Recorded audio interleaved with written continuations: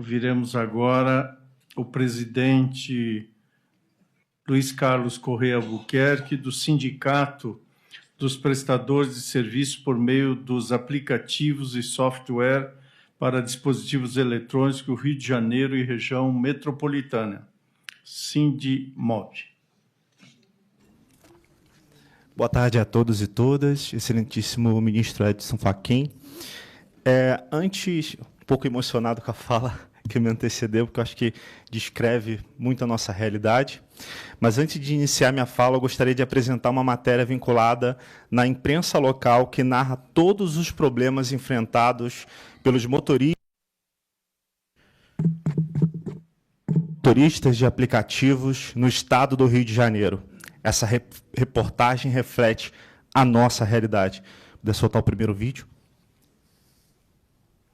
Sindimob, Sindicato dos Aplicativos, foi tentar os interesses da categoria, envolvendo entregadores e também motoristas de aplicativo. Nessa terça-feira, eles já promoveram um protesto no Aeroporto Internacional do Galeão, com dezenas de motoristas de aplicativo que fizeram uma homenagem ao motorista morto nesta madrugada no bairro de Bom Sucesso, Alexandre Jorge Monteiro de Souza, de 40 anos. Esses motoristas foram ao aeroporto para realmente se manifestar em solidariedade ao colega brutalmente assassinado. A questão do Uber, que eu sempre falei até um ano atrás, lá no programa de rádio que eu faço lá pela Rádio Cultural de Niterói, todos os sábados às 14 horas, que uma das profissões mais perigosas hoje em dia no Rio de Janeiro não é nem de policial militar, e sim de motorista de Uber.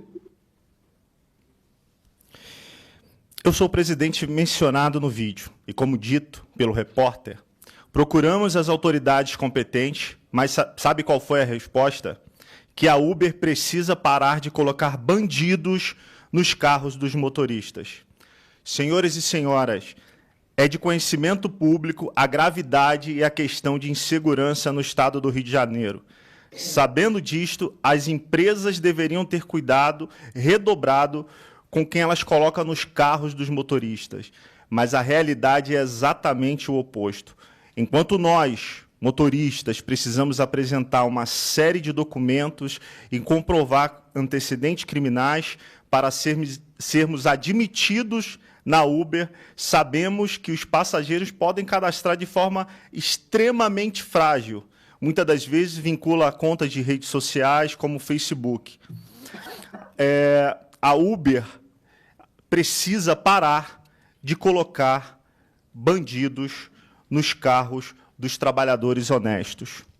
Conforme o inspetor Sérgio Rosa, que tem 35 anos de polícia civil, colocou no vídeo, a profissão mais perigosa do Rio de Janeiro não é de policial militar, e sim de motorista da Uber. Essa frase resume a realidade e não é exagero. A Uber, que se diz uma empresa de tecnologia, deveria usar essa tecnologia para nos proteger, mas o que vemos é o contrário. Enquanto somos monitorados de forma rígida, uma freada brusca, recebemos uma advertência. Se não atendermos às taxas impostas, somos punidos. Porém, quando mais precisamos da ajuda da Uber, ela se omite. Ela nos controla como empregados, mas se esconde atrás da fraude de nos chamar de parceiros comerciais e para fugir das suas responsabilidades. Senhor ministro Ed Fachin, a pergunta que deixo aqui é: se somos autônomos, por que precisamos pedir permissão para mudar de carro? Se somos autônomos, por que não podemos ter clientela atendendo diretamente o passageiro? Já que legalmente isso consiste em transporte ilegal de pessoas. Se somos autônomos, por que não podemos escolher quais corridas aceitar sem sofrer nenhuma penalidade, nenhum bloqueio? Se somos autônomos, por que não podemos definir nossos próprios horários de trabalho, sem sermos prejudicados pelo algoritmo? Se somos autônomos, por que somos demitidos? Se somos autônomos, porque a Uber é quem decide, sem nenhuma transparência, qual é o seu lucro e qual é a minha remuneração em cada serviço. Se somos autônomos, Porque a Uber é quem decide, sem nenhuma transparência, qual será o lucro dela e a minha remuneração. Se a Uber não é empregadora, porque controla todos os aspectos da prestação de serviço, como rota e tempo. A verdade é que não somos autônomos. Trabalhamos diariamente sob total controle da plataforma, mas com medo constante de sermos bloqueados, medo de não voltarmos para casa.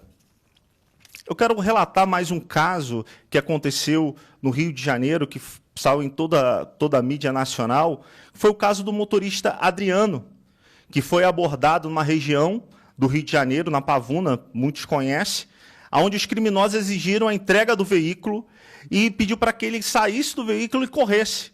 Deram mais de 30 tiros de fuzil. Um desses tiros pegou no abdômen do Adriano.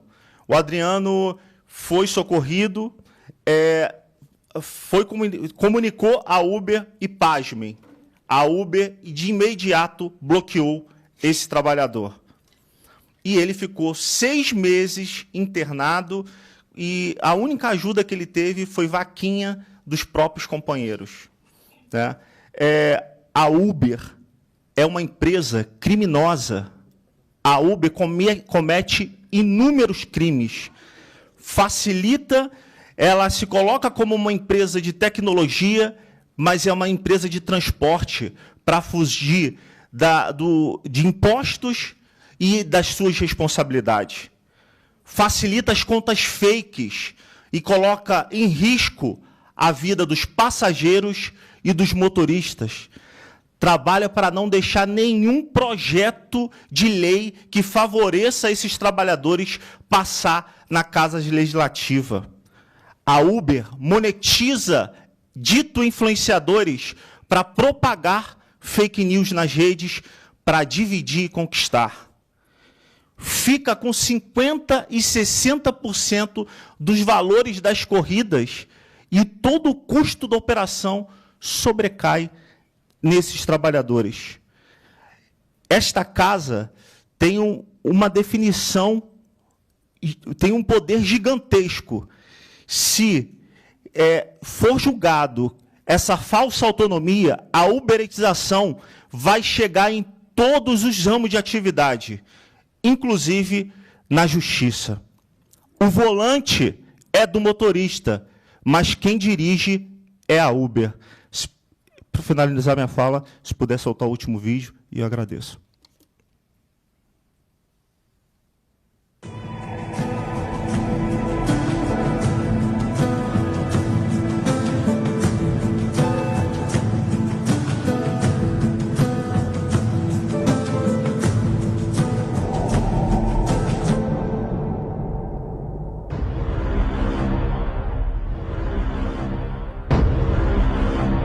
O motorista foi enforcado com um cinto de segurança. Meu Deus do céu! O líder aplicativo foi morto logo após um assalto. Eles não merecem mais viver com medo. Não merecem sofrer agressões físicas, serem vítimas de assassinatos ou enfrentar racismo. Motoristas de aplicativo pedem mais segurança. A pandemia de Covid-19 mostrou como são essenciais para a nossa sociedade. Chegou a hora de valorizarmos esses heróis do volante. Obrigado.